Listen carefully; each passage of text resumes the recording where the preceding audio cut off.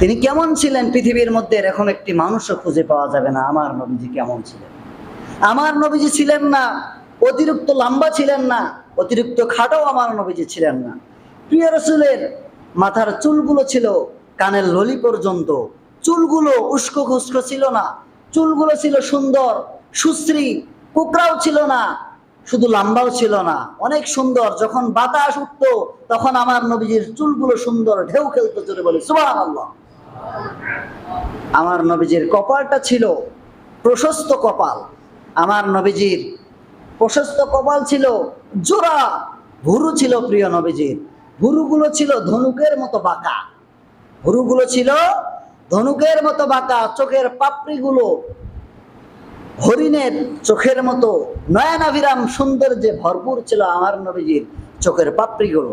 আমার নবীজির নাসিকা সুন্দর লম্বা ছিল, নাসিকার ছিদ্রগুলো ছোট ছোট ছিল।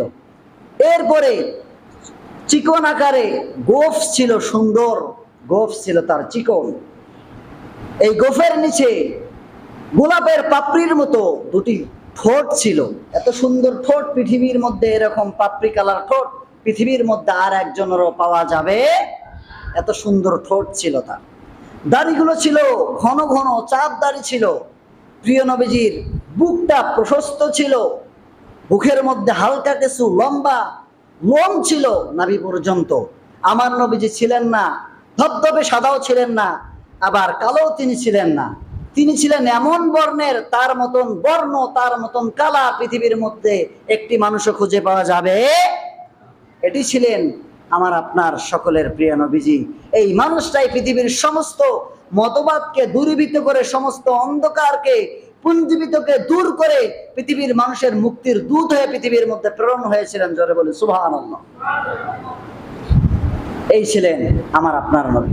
আমার নবীজি যখন ঘামতেন তখন তার কপালের মধ্যে মুক্তোর দানার মতো ঝিলিক দিত।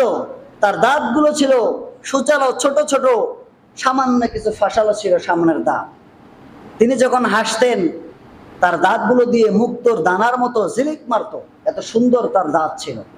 আমার নবীজির গায়ের ঘাম, আমার নবীজির গায়ের ঘামগুলো তার স্ত্রীরা ছোট্ট শিশির মধ্যে করে তিনারা রাখতেন, ছোট্ট শিশির মধ্যে করে, তা যাতে করে যে কোনো অনুষ্ঠানে বা মানুষজন আসলে আমার নবীজির এই গায়ের ঘামকে তারা আতর হিসেবে ব্যবহার করতেন, জোরে বলে সুবহানাল্লাহ।